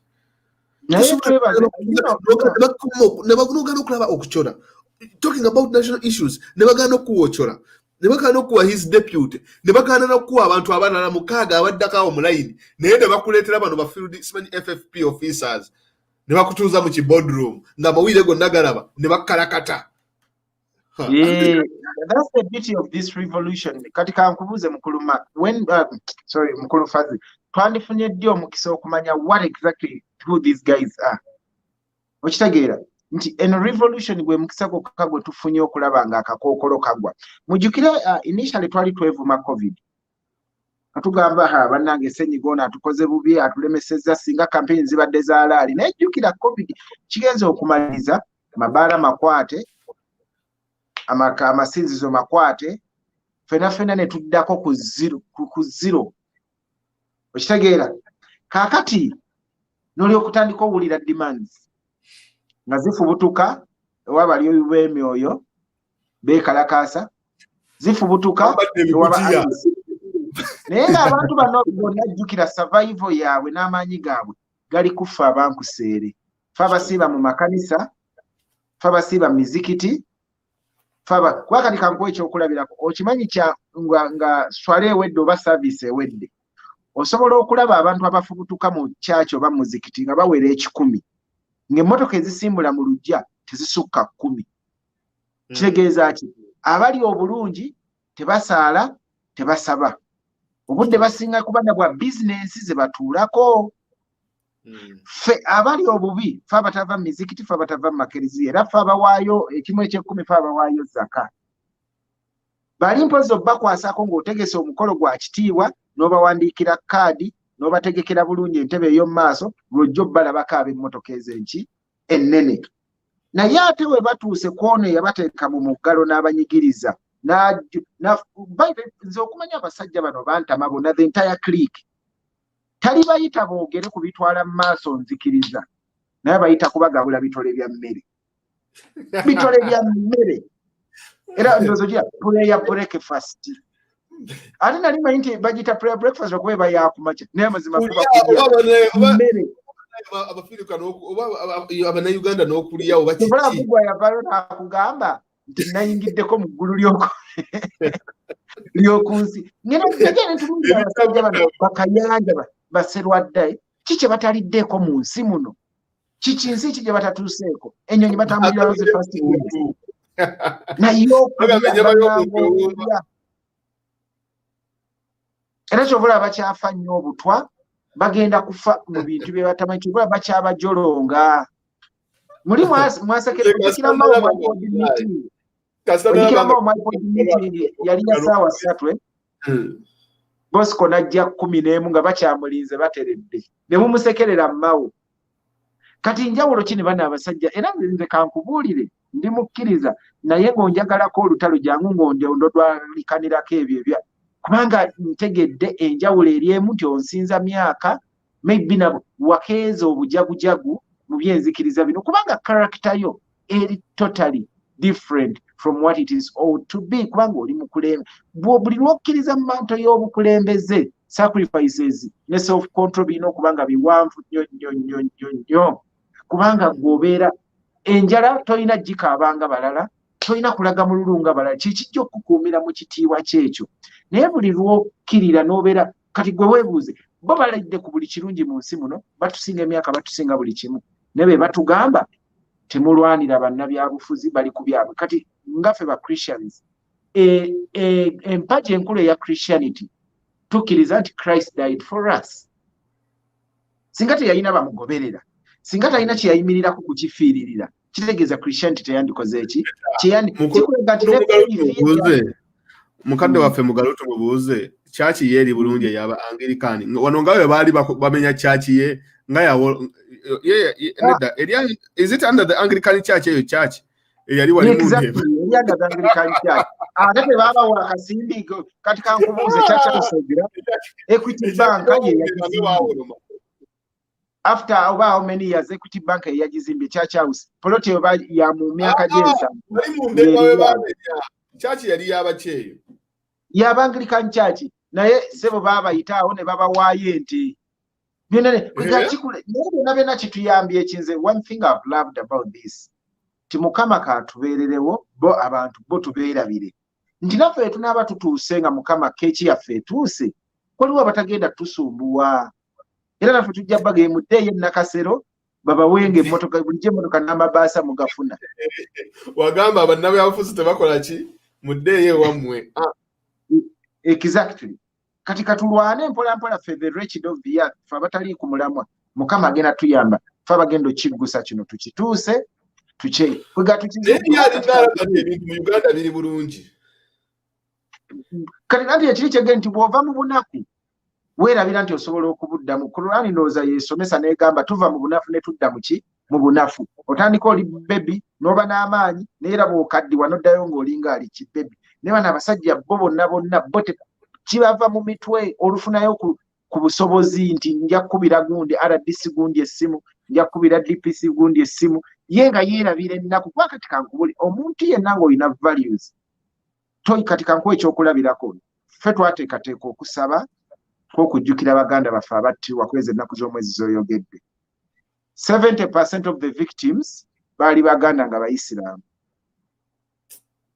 I looked through the names nenkwata ne ku ttama ne ngamba omwana omu baamuttira mu maaso ga masijida wewandege yaawo ng'ali mu ntebe akuba ttaka bwazi kuba mu nfuufu bw'ati sasi ne limusuna mu mutwe awo naye gwe n'oŋŋamba n'ojja n'okera mu Thanksgiving omwaka ogubaddemu okugumbula abantu ojjukira bali bafaaza abaagenda ne beekalakaasa abaali mu maganduula oba abalabako oba baali beekalakaasiza era kyaki eyo oba baali beekalakaasiza ki ne babakuba obatiya gaasi oli n'agamba bantu ba Katonda mukomeewo n'omusito abalaba akavidi yako mwookubanga saakalaba ifaaza yali baagenda okwekalakaasa ne baagala okudduka kati we baagala okudduka yali abakulembedde gundi bamuyitani mu Anglican Church omusosodoti ababishop n'abagamba mukomeewo bantu ba Katonda mukomeewo mangweno naye abakubamu ogubalaga abadduka emisinde okuva olwo ne baddanga mukwekalakaasa oba abakuba ki silensa simanyi nze simanyi nakumanya like a wake up call naye nga tekisusseeko awo ne kigenda mu ba artists you know like I said church ekigifuula church institution yonna ekigifuula institution beba peasantry fa bayimirizawo institutions zonna but people choose not to stand with the oppressed kyekimu kizze mu ba artists teriyo artist aliwo nga music who are consumed by the big people. It is either the peasants who are consuming the music, who are consuming the movies and so forth. Abantu bano bulijjo basirise batta ababawagira banyigirizibwa basirise time ya etuuse kati batujejembera tetukola biki as they are murdering their funds basirise naye nabo Katonda yeebale time etuuse bafunguddwa ate kati teri kinsanyusa omayinza nyina olugambo njagala nnyo okulingiriza. I've spent the previous 2 days nga ngenda mpita ku Twitter handles ne Facebook pages zaabo bonna ba artists naye abaana basabudde abayimbi bannayuganda babasabudde babalese bulere bwe bati era oli kati yeewunzika bwewunzisa oba yeesiruwaza bwesiruwaza bwagaana okukkiriza nti this is the time to stand with the people cause signs zonna ziraga yagalagaana kaweddemu akazannyo kakoze eki kaweddemu and era bannange okumanya these people are so foolish bulijjo bagaana okwetaba mu byobufuzi nga bagamba tebalaba muntu representing values zaabwe abategeera and so forth owaabwe Kyagulanyi bwazze the best they could do is to feel jealous. That is basically ekizze tebakitegeera era waliwo rants awo eziriwo abamu baayagala omu advising how to do it si bwe baamuleeta sajja yava mu ghetto najja n'abannakyalo be bwe yagaana maybe owuliza omanyi Kyagulanyi tagaana takkiriza especially if he disagrees with you doesn't disrespect you yasirikawo buki busirisi time bweyitawo noweerabisa nomala ng'oyatudde nga mwawulira bakkenzo bannavyo baani musajja atu aseetuse n'abanakube tutuuse gye tutuuse kati baabo balaba abasinga bazze abagezezzaako okujja abalala baalobeddeyo abalala basazeewo basirike andi nga Katonda bw'atalyanguzi bagenda kuswazibwa kino ekintu kye batunuulidde nga tebakiwa makulu kigenda kugguka. By the way, Chotamani is that if there is anyone who has akkiriza nti ddala Bobi Wine alina like 95% chance okutwala akalulu, it is Museveni and the NRM. It is them. Yagonda goyinza okuba tonakkiriza naye ye yakkiriza like kyobola nti Bobi Wine yabadde is it Kasese somewhere there nti he hinted on something naga nti Museveni yagala kujjawo kalulu yakikonyeko nga yekwasa COVID. Wait, ayagala kujjawo kalulu nga yekwasa COVID nti ye is this why the number of COVID cases have increased? Is this why we are talking too much COVID all of a sudden? Is this why nti balimuku they are letting people bakola blah blah blah cases rise then shut down yongeza yakalulu 6 months oba yongeza yakalulu paka mu June achajja okukola kimanyi whereas the constitution ega nti wetubanga tuongeza yakalulu blah blah blah speaker yalina okufuuka president achajja okukola kimanyi ajja kuongezayo mwezi oba myezi ebiri ngakongezayo gumu ebiri ate Museveni taswala still asobola okukongezayo nasigala nga ye president era kadaga tajja kimusigaza mu ntebe ekitegeera. But anyway nze kyendaba kyekino when Bobi Wine hinted on that nange nali nkirabye like I thought about it nti the pressure is too much. Mosh, pressure is too much. Pressure mpitirivu. Kati huyo senator wamuyitoba Mendez yakoze resolution n'agitwala mu Senate nga bali mu kwogera ku Museveni ne banne bagamba government ya America bakoleki bamu holding accountable on lots of issues kiwandiko bakifulumiza bakisomye. But that pressure is too much for Mzee. Like it is really too much for Museveni and his counterparts. It's about to break him. Bali mubakuba sanctions. Sabiti Mzee walabeche yamukoze yamuyise kabukumi. Now what some people might say nti echa ICC wabanga dala aliko pressure lwaki ICC yamujereza. Now what most people chebatategeera kyekino is that nachinyonyode nti ICC, the reason as to why the decision came out the way it came is because otunule mabega when did Uganda join ICC tubaddeyo na misango ki olwo muvubuka bamuyita Dominic Ongwen. Omusango gwa Dominic Ongwen gwabadde na a lot of influence on how the ICC decided okugamba nti the massacre in Kasese did not amount to genocide. nti era bali be balina omusanga abalina zemakite mu n'ekibiina ekyali kimanyikiddwa nga kirumira mutima. The problem with that narrative is that nti abantu ICC be yajja okukolako interview ku ground, these people government ye yabateekawo. Narrative gye balina eri one-sided. Narrative gye balina ya government yokka. Ey'abana abalala tebagiwuliriza. Now, omusango gw'omuvubuka ICC twasigninga Rome Statute mu 2002 bwe twayingira ICC.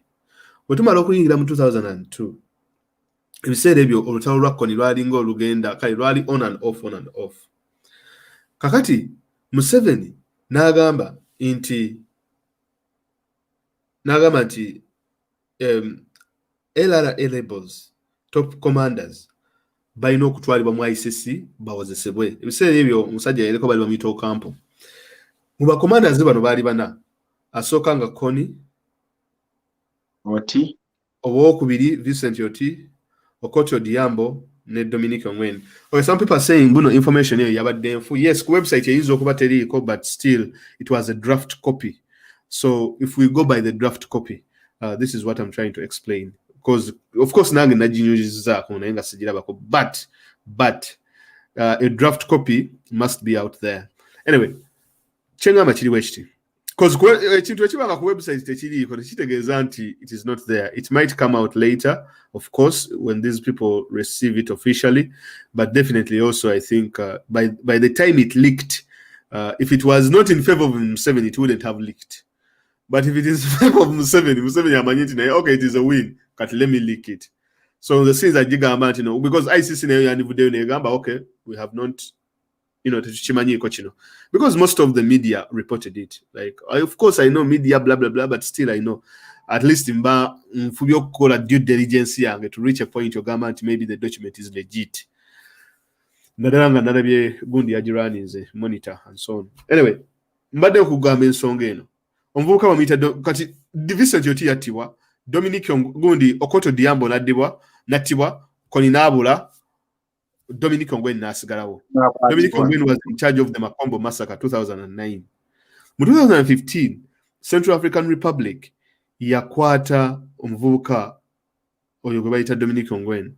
Sorry, yasurrenderinga towards Central African Republic. Wasurrenderinga, Museveni mu kifo ky'okukwata omuvubuka oyo muwozesa Uganda, yamukwata n'amusindika mu ICC. Ng'amusindika mu ICC olw'ensonga yali amukozesanga katego kanyeebwa to control the International Criminal Court. And I'm going to explain that if we have time anyway. Kati amala omusindika mu ICC etandika omuwozesa 2015. Kati mu ICC balina program gye bayita self-referral. Mu self-referral, government weba tesobola kuwozesa muntu naye ng'ali ku wanted list ya ICC esobola omureferringa towards the court in Hague. Kati bwe mureferringa towards the court in Hague, government eba erina okukwatagana ne ICC so that nga bawoza omusango guno ne guba nga gutambula nga guggwa. How? By providing access to crime scenes, by providing security to witnesses, then by providing recordings. In this case, whenever there's some website here, I think it's Human Rights Watch, or Human Rights Watch, something like that, the international organization. And they provided access to audio recordings between Joseph Kony and Dominic Ongwen that actually pinned Dominic Ongwen okulaga nti ddala he was involved in the LRA. Now, Dominic Ongwen is a very interesting figure. Bamu abducting in 1980 when he was actually under 18 years. So ICC akkiriza nega nti we shall not charge him for the crimes he committed under 18. Naye tujja kumucharginga for crimes from 18 afterwards. Now, the point is this. Lwaki bakoze decision yeyo? Now, most of the researchers bagamba nti ICC buli webanga depending ku government. The system of self-referral webanga depending ku government. Kitegeeza government ebe egenda kukola ki? Eba egenda controlling how. For example, when ICC was told nti please you should also investigate Museveni and his counterparts for the war in northern Uganda because so many people died. Abantu babateka mu IDPs.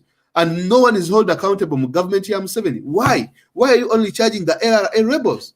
Every researcher who has written about this, they have complained. The ICC agamba nedda, we cannot charge Museveni, because if we charge him, he will not comply. If we charge him and his generals, he won't comply. That's what they said. Now, fast forward ku musango guno gwe Kasese. I think bagu filing last year around August year, or was September or whatever. By then, that case of Dominic Ongwen was in its final phases. Ngaguna atera okugwa. No, actually, yeah. Gwari mu final phases, yes, ngaguna atera okugwa. Kati towards the final phases, of course, in the ICC yali spending sente nyingi bakuteba witnesses almost bisatu nkaga mu bana blah blah blah abantu bichi kugamba waliwo kukwatagana wakati wa Museveni yabateeka mu ttaano ati kyobola akera kumacha n'abavuma, you are useless, temulina makulu mu ICC kino bichi naye nga tebalina kye bamukola. Gwalabye ICC nga condemning Museveni, it has never condemned him. Why? And this is why this is why the international community is furious, especially the civil society and organizations on human rights. They are very, very, very furious about the ICC and its works with Museveni. Now, what happened is this: Omusango gwagwa, the verdict is going to be made. Ogwa Dominic Ongwen gwagwa, verdict bali bagenda jiwa abantu oba bali bagenda gwomusalira ekibonerezo enaku z'omwezi nga 12 January, 2 days before the election. Ne bagamba nti we tunagusala nga 12 January, 2 days before the election, it might interrupt the election on how people vote in one way or the other, especially depending on the verdict that comes out. So they decided that it should be transferred to the February nga 12 2021, because some final submissions were made, I think this year. Was it in October? No, I don't know. Yeah, a few months back.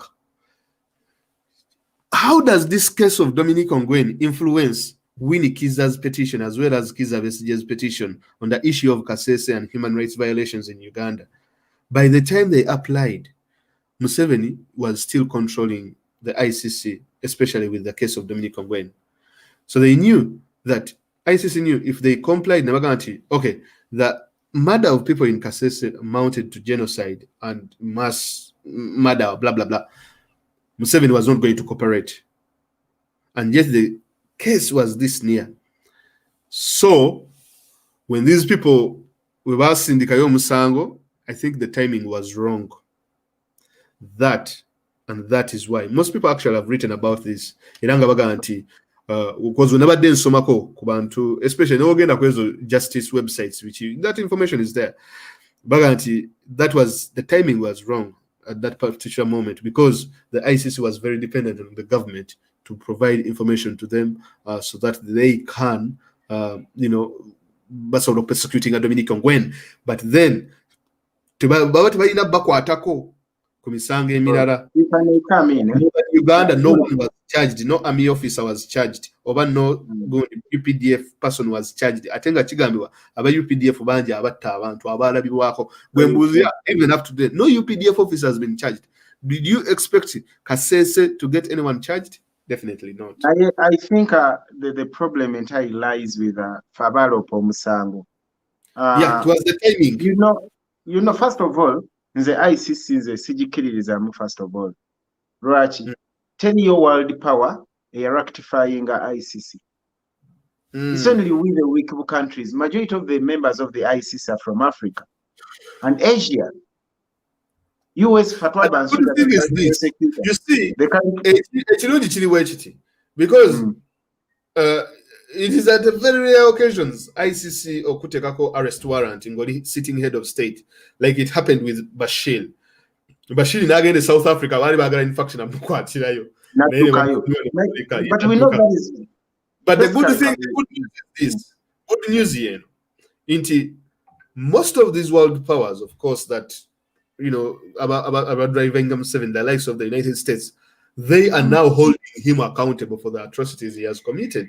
And let me tell you one thing: you would rather be Yeah, you would rather be held accountable by ICC than being held accountable by someone who bankrolls your government. Because that's where when close the taps and then you will have to suffer. ICC the reason why knows that twalopa bubi kati Fatwa Bensouda mu America tebagala na kumulabako bamugobya mboko kubanga yepankira ku is it Bush ne bawo generals abalala bali mu Afghanistan. Ocampo no Ocampo, it was more or less the same case. The only court that maybe I would trust ye yo Congo je yatutwala mu ICJ nata ne mu ICJ tunayo 17 nayo ja kwesanga nti wabatula ku paneyo omusango guyinza obutatambula bulungi ti Bosco sawa zino international courts tulina kulinda muko katonotono okumuteeka yo ICC kino nkyogera buli omu okimanyi ICC eri toothless kubanga kati Museveni yenyini nga akyalinayo omusango nga ye mujulizi aguwako n'obujulizi nga yamusalira musango kubanga kati nabo banoonya akasente kubanga ICC erudde okubaako n'omusango gwekusa teyinayo omusango gwonna nga gwa high profile. Omusango gwakkoni guli very high profile, guli high profile kikasitaba bakolera sente nati kati nabo kati baagala gugguke kati toyinza omujulizi waabwe omukulu tebayinza kukola ki tebayinza kumutta ate kumuteekako musango era kyova olabanga ku website maybe tebannayagala either to clarify or stuff like that bakirese kibeerawo nga kibuukabuuka bwe bamala okukwata akasente kaabwe aka ongweni by the way again it can happen. You see ICC is funny. Eyinza okugamba nti you know what atalina misango tugimugyeko. Actually, it is not the ICC that is funny. Mukulu Fazil, I think what is actually funny is the hand that is behind the ICC. This is basically a puppet. Fatwa katika nkubulire. Koti singa ebadde y'amaanyi oyo omukyalo omusuubira gino emyaka tebandigisokera tebandigiwadde kisanja njagala otunuulira profiles aba prosecutors bonna ababaddeko okay baakabi naye si beebo abatiisatiisa kale omukyala Bensouda ndowooza waivolo oba post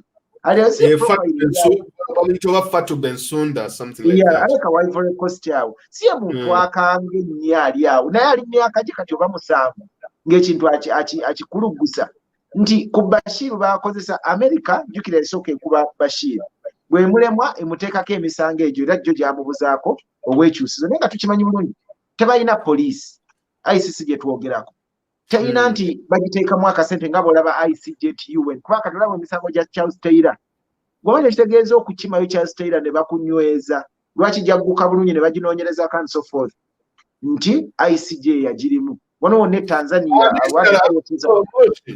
The problem is this. Kizibu nnyo to persecute a sitting head of state. It is very hard. Tolaba negundi oyo Bashir. Bashir bali baagala omugo. It was hard to get Bashir. It was hard. You couldn't get him. Newe kabaka gundi ono chaliwo ono we Burundi. Bamindaitinga n'agivaamu n'agiddukamu. Jame bamindaitinga n'abiddukamu. Nate kyalina mannyo. Kukola ki because obukulembeze obuddako buyinza okuddayo mu ICC. Now tugende mu ICC kitegeeza nti still you will get persecuted ng'ovuddeko. Tugende mu ICJ where we want to be is International Court of Justice, sitting head of state. International Court of Justice, that's where we can maybe get some help and you know kiba kitambudde mpola because we notice the UN in charge of it and sinyangu nnyonyo because we know I know ICC is basically a puppet. Chovola banga it's a puppet. Puppet were those guys who are funding the major funders, European Union. Oyokubiri US because katolabanga gundi bwagenda okujja the Democrat guy Joe Biden. Ojja kwesanga abateerayo ku kasente kabateereddeyo bakolekole ku misango kubanga ono ye Trump abadde tebimulya era maybe Uganda hope yaferiemu kwongeramu where we want international pressure okweyongera ku Bosco olugambo twongere olugambo twongere lugambo tunaaba tuli awo n'abaawo ekinagwa mu kutukwomu omulalu agambe kana akasajja nze kankayingiremu legase yange ngambe kesi endala gye weerabidde ojjukira kesi ya Uhuru Kenyatta ne Raila Odinga mukuru. Then Uhuru had to resign as president. He did it voluntarily. Kubaya Chimanyati, he wants to be here going for a run. And maybe he had known his verdict.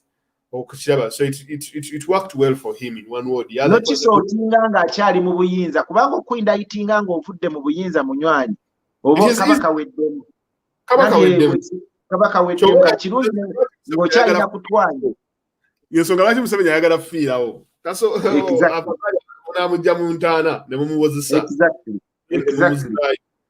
kubanga abo abasajja nali nsoma ku rekodi ya ICC nga kese zaayo zonna ziri mu continent bbiri gye bafunyeyo ku success Asia na Africa n'ewalala yonna South America kati teza mu Ocampo yali mu South America neta prosecuting ayo na musango na gumu ewaabwe ngate ebizibu nayo gije ebiri bingi nabo baavunga ffe gundi emisango egyo egy'okuvumya eddembe ly'obuntu mingi nnyo. But anyway, moving ahead, I think we just need to be smarter. Next time, the right place to go is ICC. Abantu tebalowooza nti omusango gwa ICC gulina kye gwayongedde ku Museveni. No. By the way, it is either because as I tell people, this is because it's about the repercussions of the case. Now, the fact that ICC ruled in Museveni's favor, he might have scored in the court, but on ground, he didn't score. The people who lost their loved ones, they believe they didn't get Katibatamu. Whatever Winnie Chiza is doing now, only God knows. Chovolaba, Kasese is very highly militarized. Because they tell you abantu abafira abantu bawe babagana n'okubazika. Some of them bakirizi wanakwogera ku kiyitibwa mu mbere. You cannot speak about it. Let me tell you one thing. Kasitaba banga ekyo kye bakoze. Eri ku side ku ground. Chovola Bobby Wine bali bamuganye Kasese. Chovola people were very happy to come and see Bobby Wine Kasese. Yabagamba omumbere nkomawo naye wano. Well, that is Museveni's worst nightmare speech. Wechibanga ekigambo gye kiri. Nti omumbere nkomawo naye. Kakati, whereas Chovola Museveni has not celebrated the victory. Webanga dada victory yajifunye, as some of you say. Ku ground. Teyascorinze.